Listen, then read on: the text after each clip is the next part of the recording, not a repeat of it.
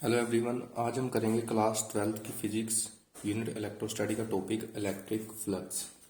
देखो electric flux क्या है। सबसे पहले हम इसकी डेफिनेशन लिखते हैं। Electric flux linked with any surface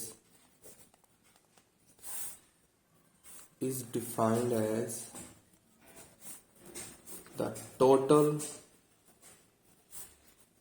number of electric field lines passing through that surface। देखो इलेक्ट्रिक फ्लक्स में वो कहते हैं मान लो एक सरफेस है हमारे पास, एक हमने 3D में सरफेस बना लिया, ठीक है। अब इस सरफेस में से कितनी फील्ड लाइंस जो हैं, इलेक्ट्रिक फील्ड लाइंस जो हैं वो क्रॉस करेगी। जितनी इलेक्ट्रिक फील्ड लाइंस इस सरफेस में से क्रॉस करेंगी, ठीक है, ये एक हमारे पास सरफेस है, ठीक है, जिसमें हमने इलेक्ट्रिक फ्लक्स कैलकुलेट करनी है। तो इलेक्ट्रिक फ्लक्स जब हम कैलकुलेट करेंगे, मान लो ये सरफेस जो एस है, ठीक है, ये सरफेस है हमारे पास एस, और जो इलेक्ट्रिक फील्ड लाइंस हैं ई जो है वेक्टर से हम करेंगे इलेक्ट्रिक फील्ड लाइंस को डिनोट कि ई वेक्टर जो है इतनी फील्ड लाइंस इसमें से निकल रही है, एस जो है सरफेस है, ठीक है। तो कहते हैं अगर आपने फ्लक्स निकालनी है तो दोनों का जब प्रोडक्ट होगा E into S, electric field lines into surface जो होगा वो product of magnitude of electric field, ठीक है। अब देखो इस सरफेस में से इलेक्ट्रिक फील्ड लाइंस निकली है तो इसका मतलब इस सरफेस के आसपास इलेक्ट्रिक फील्ड भी होगी। तो जितना उस मैग्नीट्यूड होगा इलेक्ट्रिक फील्ड का E, ठीक है, वो और सरफेस एरिया को आप मल्टीप्लाई कर दोगे जो कि एक परपेंडिकुलर होगा। सरफेस क्या होगा, इलेक्ट्रिक फील्ड लाइंस के परपेंडिकुलर होगा हमेशा, ठीक है। तो वो वैल्यू हमें बताएगा इलेक्ट्रिक फ्लक्स की, ठीक है। तो अब इसमें ही नेक्स्ट इस फॉर्मूले को थोड़ा सा हम मॉडिफाई करते हैं। उससे पहले मैं आपको एक वेक्टर बताऊंगा, एरिया वेक्टर।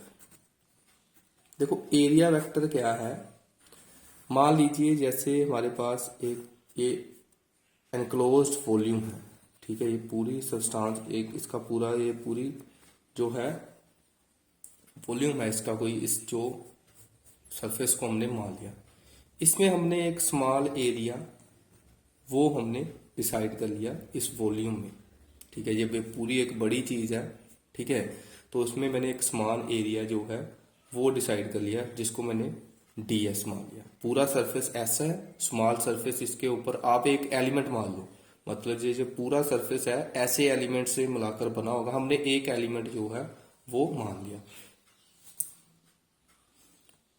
तो इस एलिमेंट को रिप्रेजेंट कर रहा है एक वेक्टर जिसकी डायरेक्शन जो है यूनिट वेक्टर से मेंशन करेंगे हम n कैप के साथ, और जो वेक्टर है वो है ds वेक्टर, ठीक है। इस एलिमेंट को एक वेक्टर के साथ हम रिप्रेजेंट करेंगे जो कि परपेंडिकुलर होगा सरफेस के, जो कि सरफेस के परपेंडिकुलर होगा ये वेक्टर।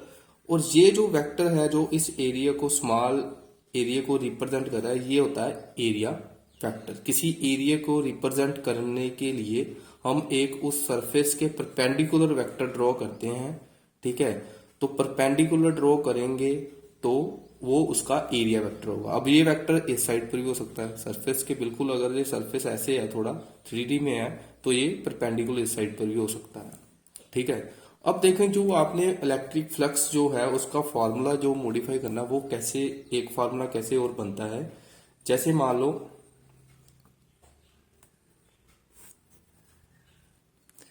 अगर आप इस फ्लक्स के फार्मूले को डॉट प्रोडक्ट में लिखते हो वेक्टर फॉर्म में तो इलेक्ट्रिक फ्लक्स क्या आएगा, phi is equal to E vector dot S vector, okay. तो अब देखो अगर आपने एक सरफेस ले लिया हमने, ठीक है, एक हमने एक क्लोज्ड ऐसे सरफेस ले लिया बड़ा, इसमें मैंने स्मॉल जो है सरफेस वो ड्रॉ कर लिया ऐसे, ठीक है। तो इस सरफेस का अब एरिया वेक्टर है वो इस डायरेक्शन में मैंने ड्रॉ कर लिया, जो ds वेक्टर उसकी डायरेक्शन n कैप, ठीक है, यूनिट वेक्टर के साथ।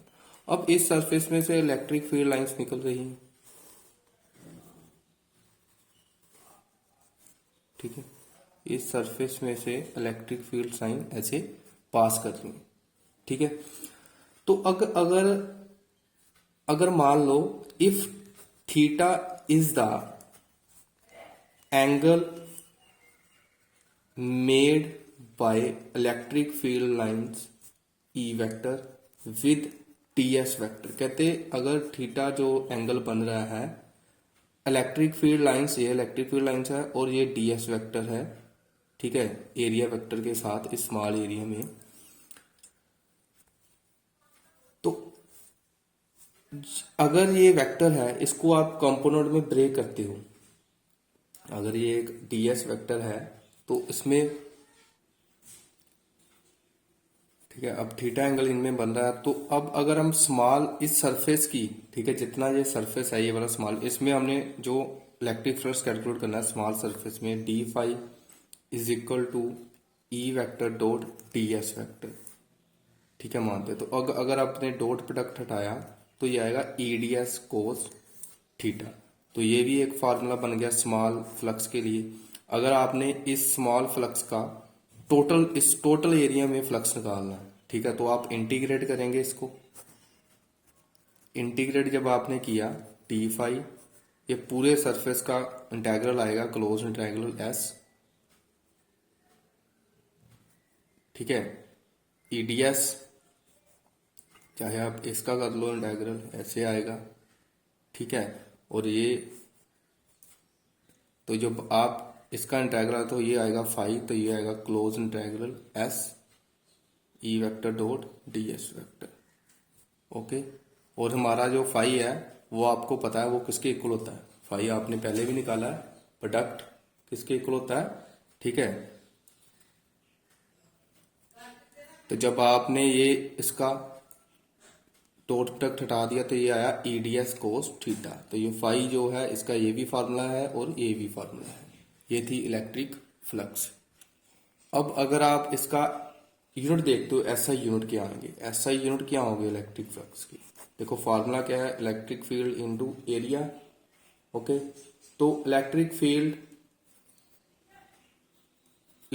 के सबसे पहले अगर यूनिट देखते हो क्या होते हैं, force per unit charge Newton पर कूलम, ठीक है, तो न्यूटन पर कूलम, और एरिया क्या मीटर स्क्वायर, तो उसके यूनिट क्या होंगे newton metre square coulomb inverse, ये आपके इलेक्ट्रिक फ्लक्स के यूनिट आ गए।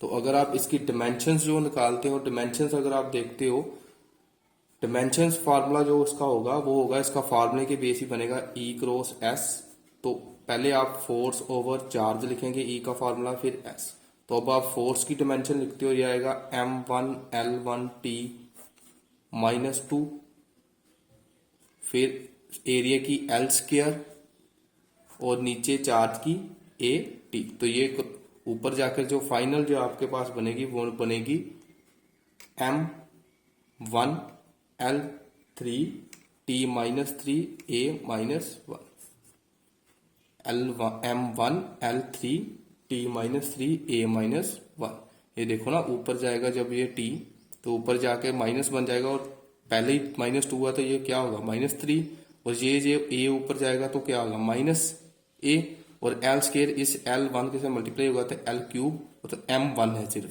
तो ये इसकी डायमेंशनल फार्मूला बन गया इलेक्ट्रिक फ्लक्स का।